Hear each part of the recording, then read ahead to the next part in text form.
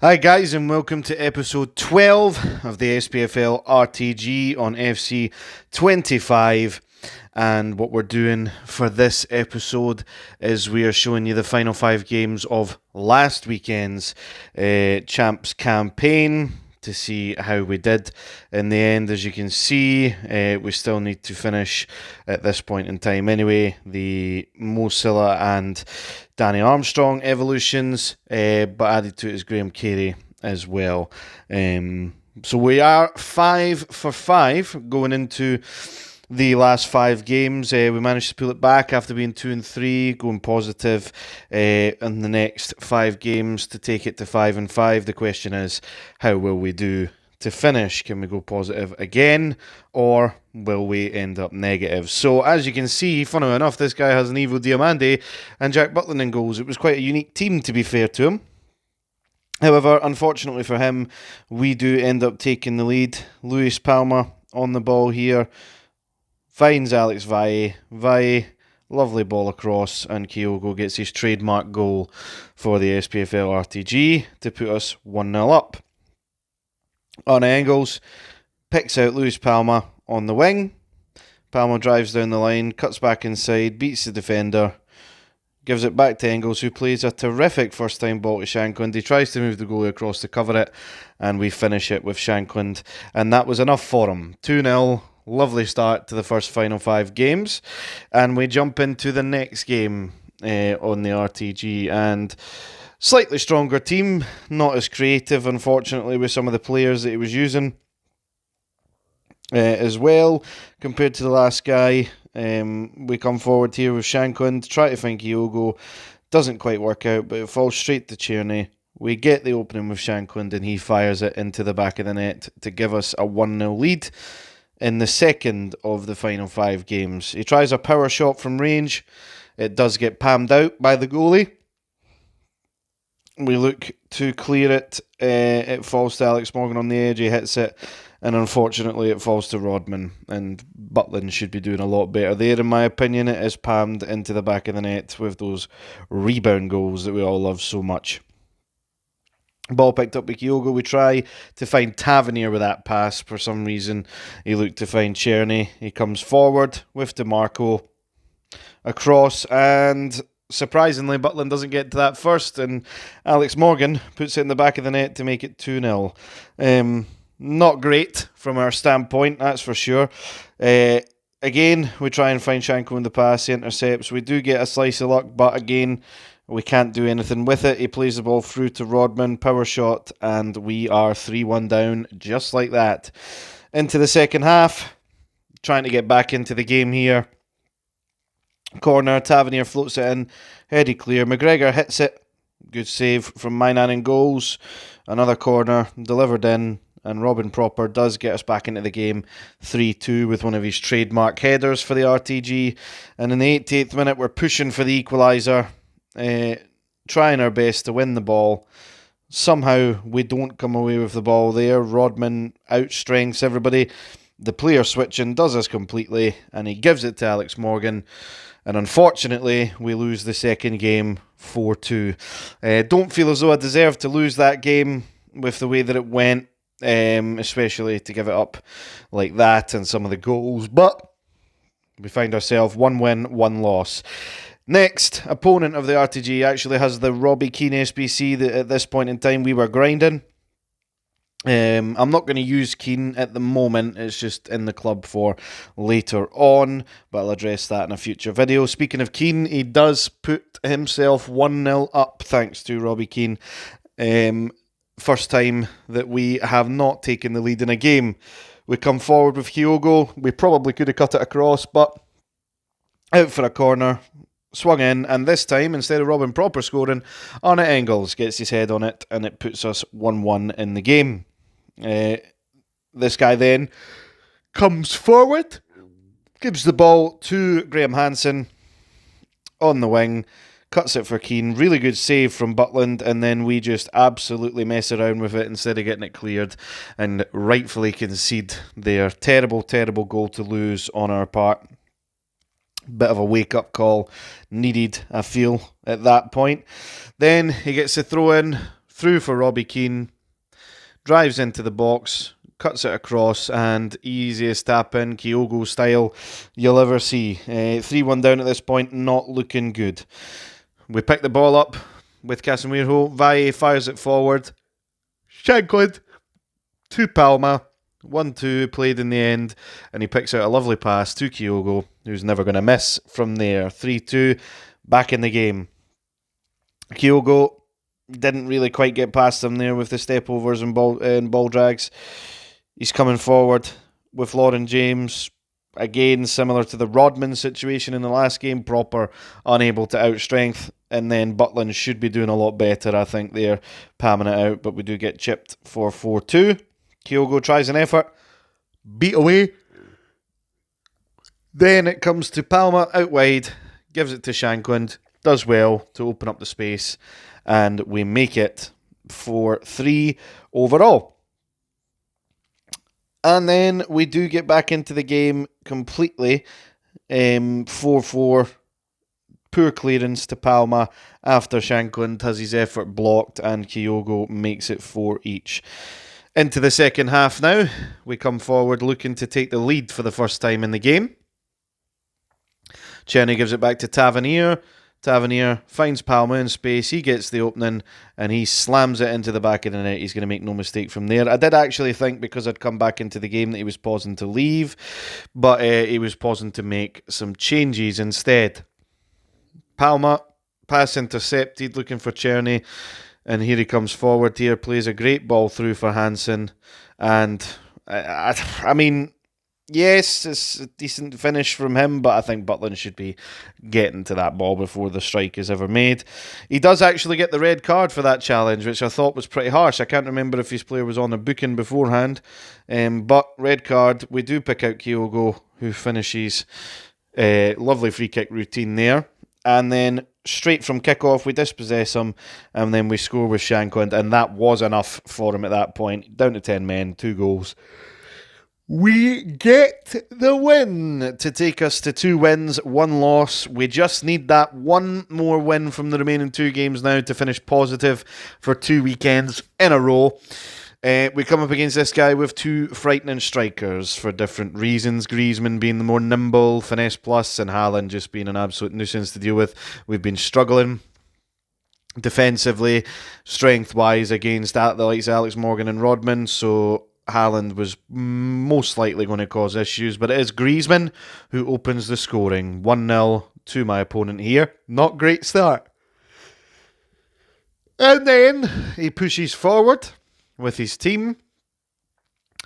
That Ruter SBC gives it to Haaland, and he smashes into the back of the net, putting us 2 goals down. We do get a massive slice of luck. Varane tries to head back to the goalie. Kyogo says, "Thank you very much," and smashes into the back of the net, making it 2-1, back in the game somewhat. Almost immediately, though, he plays through our defence way too easy. I get caught out from the movement from Phil Foden there. Butland, who's not had his best video at all here, gets beat for 3-1, and we're right back to square one again. Again, kind of poor from myself. Didn't win the ball back there, and Butland palms out wide. We do try and be composed, but we give it right to Haaland's feet for 4-1, and he lets us know what he thinks of that by hitting us with the griddy, and that kind of rattled us a little bit, probably because he did dispossess us right from kickoff. Butland again, not great from him, and 5-1 down. This is not going well whatsoever. Into the second half now. We do well with Czerny out on the wing, only to run right into Varane. Kyogo does well to win it back. Give it to Shankland. We give it to Palma, who's not going to miss from there. 5-2. Is the comeback on? No. Not quite yet. Although, am I telling you some lies just to be dramatic? Because we do pick the ball up with Czerny, give it to Kyogo, and then he makes it 5-3. We are come back on second half. We've given away some stupid goals in this game. We're going to do it. Any hope of that was severely crushed when he goes and smashes it into the back of the net with Haaland to make it 6-3. Bit heartbreaking, that one. And then, unfortunately, He does a Spfl again, gives it to Rutter, who smashes into the back of the net for 7-3. Massive shame on our part. And then we get what to me is the softest penalty I think I've ever been given. I think Courtois did get the ball there. Justice done, you would probably say, with Tavernier missing. However, we do win the ball high up with Shankland, who smashes into the back of the net for 7-4. So maybe justice not done in the end, or maybe he should have cleared his lines after we hit the post. Although he does get his cushion back when he just drives into the box and smashes with Haaland. If you press B anywhere inside the 18-yard box with him, he's got a great chance of scoring.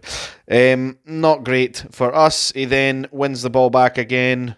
We just leave Muriel free and clear. He drives into the box with Muriel, and Butland probably should save that one, but not great. We have conceded another. Towards the end of the game here, he's looking to make it double digits for himself. However, we're not going to let that happen. We win the ball high up with Carey. He plays a great ball through to Shankland, who finishes brilliantly with a chip over the goalie. And that game does end, unfortunately, 9-5, which my editing software there completely broke itself needing to go through all those goals. But 9-5 in the end, not great for us, which means we have to win this final game. Otherwise, we've gone negative for the second time in 3 weekends. If we want to go positive, we need to win this game to go positive for the second time in 2 weekends. The question is, do we manage to take the lead in the game? Obviously not, because I was showing you the inner workings of that last chip goal there to show what was hopefully going to be an opener there and how we actually can score a goal, but we do concede to Rafael Leao. Luckily for us, however, we do give the ball to Kyogo from kickoff, who gives it to Shankland, through to Palma, Kyogo in space, and we reply instantly from kickoff. 1-1, game on. We're looking to take the lead here. Shankland gets dispossessed with a tackle from behind for me. Some people would say the side. He tries to play the ball through. We do intercept, but it bounces right back to him, and he gives it through to Heung-min Son with his finesse plus. He's never going to miss there. Really disappointing goal to concede from my point of view. 2-1 down in this game. Must-win game, of course, if we want to go positive. Czerny driving down the wing. He cuts it across for Kyogo, finds Shankland, who fires into the back of the net for 2-2. Back in the game. Lovely stuff. And then we go and dispossess him again with Valle, but it bounces right back to him. There was a little bit of that in this game. We tried to tackle him on several occasions. He just forces his way back through with Son, and again, finesse plus with Son is not going to miss from that distance. Another really disappointing goal to concede. Into the second half, when I get this one, I'm pretty confident that I can score with Tavernier from free kicks from this range. He's one of the best free kick takers in the game, and we do indeed smash it into the back of the net for 3-3. I hate what the camera does, though, after you get a free kick goal. It's terrible. Now what we look to do is we look to take the lead for the first time in the game, and we get a massive slice of luck with it going through the goalie's legs with a first-time volley on his weaker foot from Lawrence Shankland. No complaints on our end, though, because of some of the goals that we've conceded in this game, so maybe it's tit for tat. He gives the ball to Rafinha really well, who fires across and shuts us right down after taking the lead for the first time in the game. Back to square one again. Alex Valle driving forward on the wing, looking to give us our lead back. Poor cut back, easily intercepted. However, he does give us the ball right back. We do pick out our man this time. Shankland gives it to Kyogo, looks to create the space, and much like Son with finesse plus not missing from that range, Kyogo is never going to miss from that range. Dyson Maida off the bench, gives it to Alex Valle, who's looking for an option again. The deflection comes to Shankland on the edge, picks out Danny Armstrong, who, since we've finished his evolution, what a card, by the way, to bring off the bench. His dribbling feels a lot better than Czerny's. He's faster, and his shooting feels just as deadly. 6-4 in a brilliant position. We're thinking finally we've gotten that positive win. We're in a good position here. Rafinha drives down and the defence just parts like the Red Sea. He gives it to Rafael Leao to make it 6-5. We look to finish it off with the substitute Graham Carey. He just, as we take the shot, just takes the ball off our toes. Not ideal whatsoever. And in the 85th minute, he threads it through for Rafael Leao, gives it back to Rafinha. We try our best to block it. He makes it 6-6. We're going to extra time. We do tackle him right from kickoff from extra time. No, Kyogo in space fires it into the back of the net for 7-5 to calm things down a little bit for us. Dyson Maeda tries to turn. Lawrence Shankland, with that relentless plus, did win it back originally, but then he gives it back to us immediately, and we fire it across for Kyogo to give us that 2-goal cushion in extra time, and we are sitting pretty to get ourselves that positive result. Kyogo fires it, looking for Maeda. The pass is not great whatsoever. Goes out for a throw just before half-time and extra time. However, we read it well. Header across to Shankland, gives it to Kyogo in space, and he fires into the back of the net. And at this point, I know the result is coming, and it's enough for him as well because he's quit. 9-6, and we get the positive result. 8 wins, 7 losses for the second weekend in a row. We had to clutch it in the last game. Here's a set of rewards. Not quite as good as the Vinicius Junior rewards, I have to say. And once again, actually, as you'll see when we get to the Team of the Week picks, we got the exact same inform twice in a row again. The duplication theory is real, isn't it?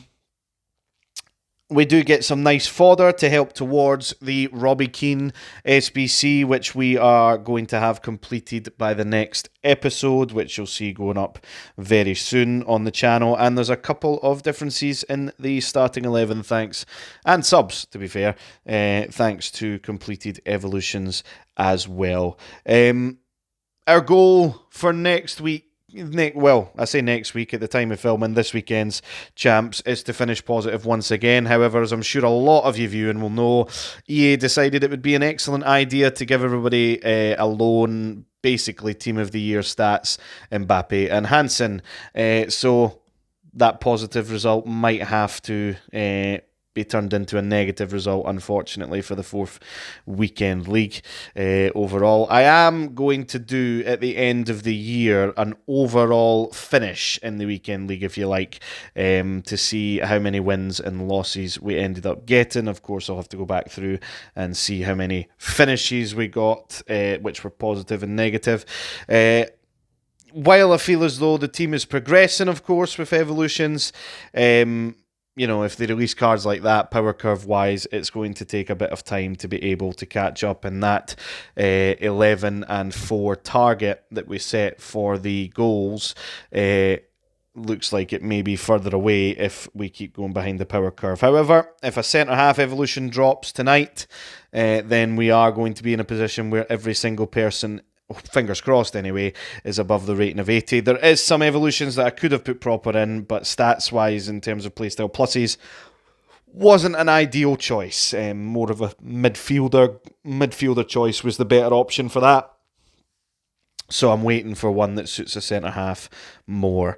I am also thinking about doing a video where I rank which of the evolutions that I've used so far are best to worst, in my opinion, most effective to least effective. And I'll make my mind up on whether or not I'm going to do that. But thanks for all the new subscribers. I think this video is one of the longer ones in the RTG series, so apologies for that. I'll wrap it up just now. If you are new around here, please subscribe and like the video and check out other videos on the channel, like prediction videos, ranking videos for the Scottish Premiership Team of the Season so far, and of course football reactions, and also other episodes of the SPFL RTG. Thanks very much for watching, guys, and I'll catch you next time.